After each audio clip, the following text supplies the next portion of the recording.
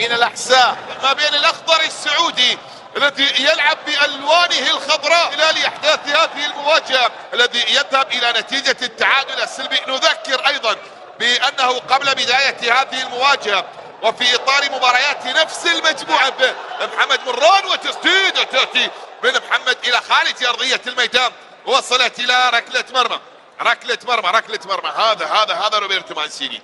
التجربة الثانية بالنسبة لمانسيني على مستوى المنتخبات مع إيطاليا. بدأ المهمة في 2018 ووصل بعد ذلك إلى أن يكون بطلا لبطولة أوروبا 2020.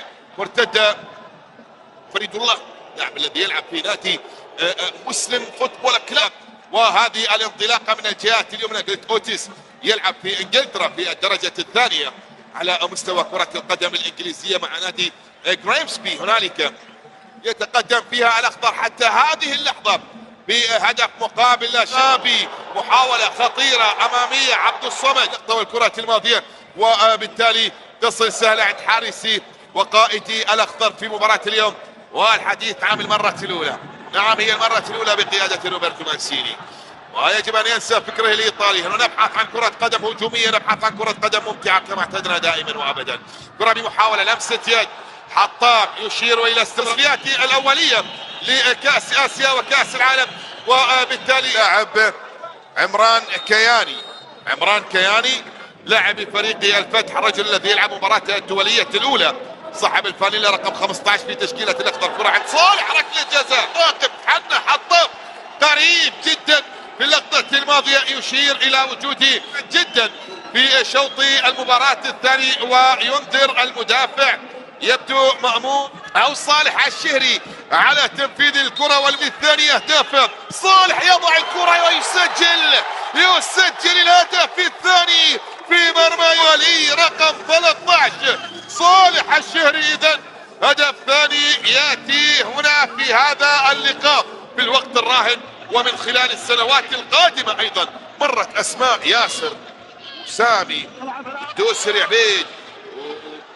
وسهلاوي والشمراني وغيرها من الأسماء على مستوى منتخب المملكة. كرة بمحاولة وتسديد الثالث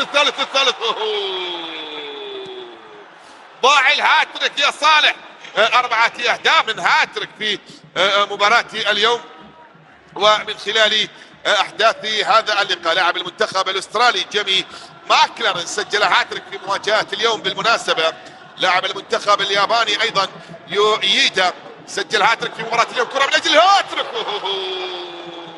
لا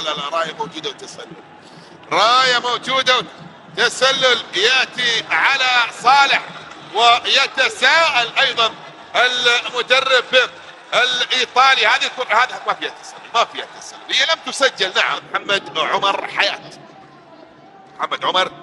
حياة هو من يبعد الكرة، والمحاولة الماضية إلى خارج أرضية الميدان تصل إلى كبير على مستوى التصنيف الدولي ما بين المنتخبين والتصنيف الآسيوي. كرة على مشارف المنطقة، تسديدة حلو. نعم منتخبات أيضا قارية التي ودعت من الأدوار التمهيدية كمان 6 مقاعد في نهائيات كأس آسيا.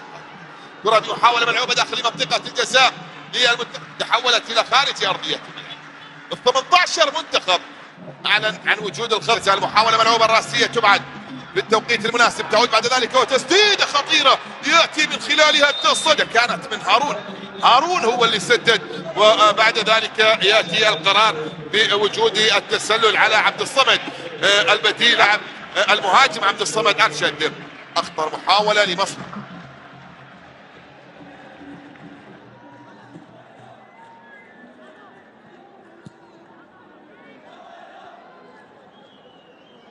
كرة تأتي عن طريق حسان،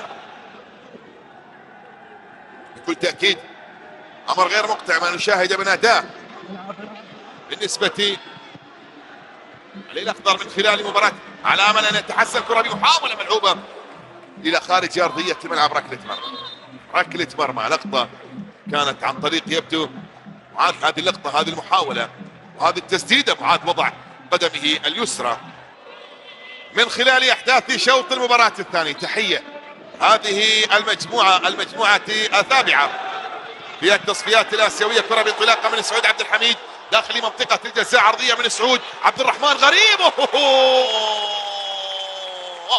هو غريب إلا عن منطقة الجزاء، يعلم تماما الطريق إلى المرمى ويسجل الهدف الثالث. يأتي عن طريق غريب عبد الرحمن، ثاني أهدافه الدولية بقلب بلاده المنتخب السعودي. يضع الكرة ويعلن عن ثالث الأهداف. هذه الكرة شوف سعود عبد الحميد هياها بطريقة مثالية جدا، وبعد ذلك وبالتالي الانتصار يأتي بثلاثية نظيفة مصلحة الأخضر، إلا إذا كان لرديف رأي آخر.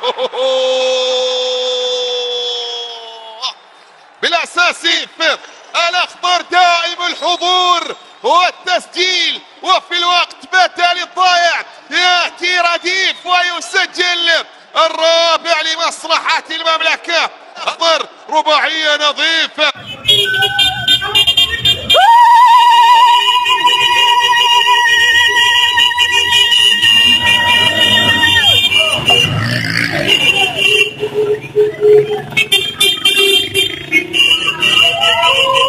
خليكوا بجنب، خليكوا بجنب، ارجعوا ورا.